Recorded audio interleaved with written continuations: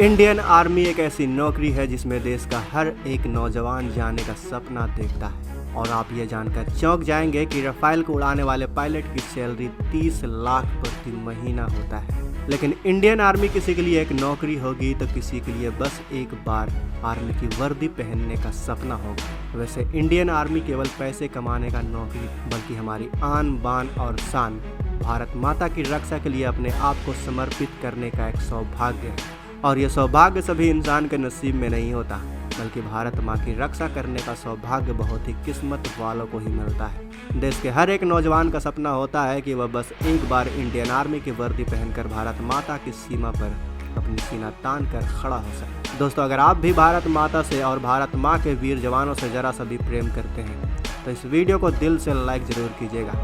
वैसे Indian army को 3 category में डिवाइड किया गया है। पहला लैंड फोर्स, दूसरा एयर फोर्स और तीसरा नेवी फोर्स, जिसे हम हिंदी में थल सेना, जल सेना और वायु सेना भी कहते हैं। परंतु क्या आप जानते हैं कि इन तीनों सेनाओं में से सबसे ज़्यादा सैलरी किसकी है और इन्हें किस तरह की सुख सुविधाएं दी जाती हैं?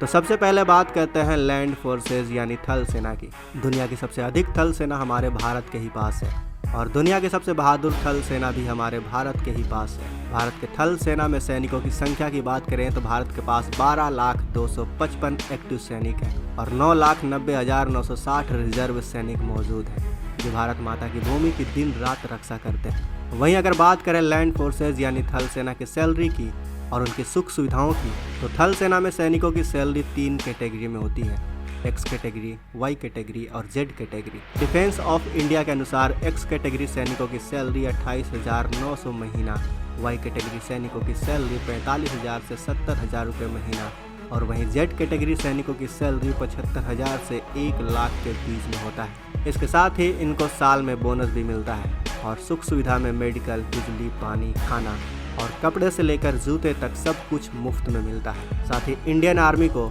आर्मी कैंटीन भी मिलता है जिसमें सैनिक और सैनिक के परिवार वाले सब कुछ खरीद सकते हैं, वो भी 50 से 60% डिस्काउंट में। और ये डिस्काउंट सैनिकों के लिए आजीवन रहता है। वहीं बात करें नेवी फोर्सेस यानी भारतीय नौसेना की, तो भारतीय नौसेना भारतीय सेना का समुद्री अंग है और इंडियन नेवी की स्थापना सन 1612 ईस्वी में की गई थी, जो कि 400 वर्षों के लिए अपने गौरवशाली इतिहास के साथ न केवल भारतीय समुद्री सीमाओं के रक्षक हैं बल्कि भारतीय संस्कृति के भी रक्षक हैं। इंडियन नेवी की सैलरी 21,700 से लेकर 70,300 महीना तक है।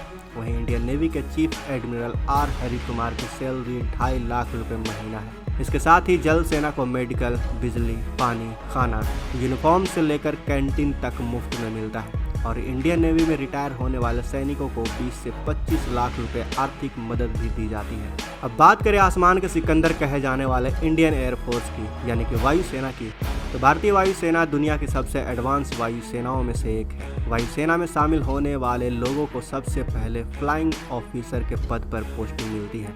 इंडियन एयरफोर्स में शुरुआती वेतन 56,000 से लेकर 1 लाख रुपए प्रति महीना होता है। आपको बता दें कि इंडियन एयरफोर्स में राफेल उड़ाने वाले पायलट की सैलरी 23,91,000 रुपये प्रति महीना होता है और यह सैलरी पायलट के अनुभव के आधार पर बढ़ती रहती है। इसके साथ ही इनको भी मेडिकल, खाना, पानी, यूनिफॉर्म से लेकर कैंटीन सुविधा तक सब कुछ मुफ्त में मिलता है। वैसे दोस्तों, आपको भारत की कौन सी सेना सबसे ज़्यादा पसंद है और अगर आपको भारत माँ की सेवा करने का मौका मिले तो आप कौन सी सेना में जाना चाहेंगे? नीचे कमेंट में ज़रूर बताइएगा।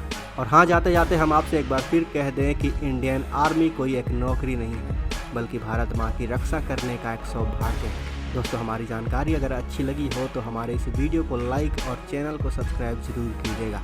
मिलते हैं अगले वीडियो में। जय हिंद।